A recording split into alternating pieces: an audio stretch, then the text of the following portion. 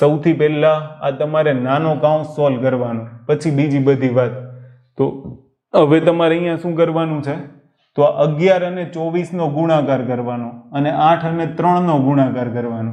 Clear? તો બાકીનું as it is લખો 1/4.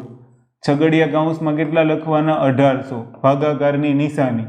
હવે સ્મોલ કાઉન્સ સોલ્વ કરવાનું છે. સ્મોલ કાઉન્સ સોલ્વ કરવા માટે 11 ગુણ્યા 24. તો પેલા 11 દુ કરો એટલે 22, તો 220 અને 11 ચોક 44, તો કેટલા થશે? 220 પ્લસ 44, તો આનો જવાબ કેટલો આવશે? 264. ક્લિયર? માઇનસની નિશાની 8 તેરીને 24.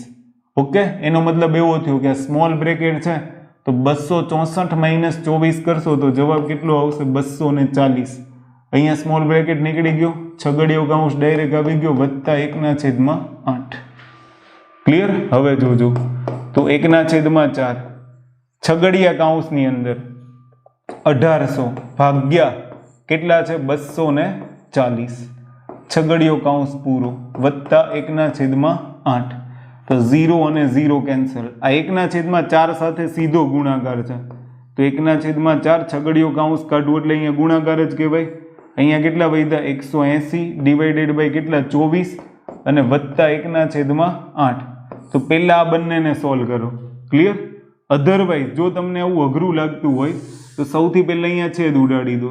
6 ગુણ્યા 4 એટલે 24 અને અહીંયા 6 ગુણ્યા 30. અથવા તો તમે આવું કરી શકો છો કે 6 ગુણ્યા 4 ન કરવું હોય તમારે તો 180 એટલે 15 12 180 અને 12 ગુણ્યા 2 એટલે 24. 12 અને 12 કેન્સલ. હવે જુઓ તો 15/2 કેટલા વધ્યા? 2. તો 1/4 ગુણ્યા 15/2 વત્તા 1/8. ગુણાકાર પહેલા થશે તો અંશમાં કેટલા છે? 15. 15 એકા 15 ને 4 દુ ને 8 વત્તા કેટલા? 1/8. તો હવે જુઓ છેદ સરખો છે તો છેદમાં કેટલા? 8. અંશનો સરવાળો 15 ને 1 16, 8 દુ ને 16. જવાબ કેટલો આવશે? 2.